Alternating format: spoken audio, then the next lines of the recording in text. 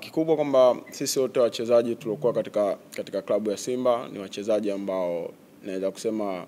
kila mtu ni professional, na kila mchezaji aliyekuwa katika klabu ya Simba ameshacheza mashindano ya Afrika muda mwingi. Kwa hiyo kubadilika kwa benchi la ufundi kwetu sisi alijatutetelesha, isipokuwa benchi la ufundi ambalo limekuja limeweza kutuongezea kitu kikubwa ambacho tunaweza kwenda kukiapply katika mchezo wa kesho, na imani kitaenda kufanya kazi na tunaweza kupanda ushindi. Mchezo kuwa mgumu utakuwa mgumu kwa sababu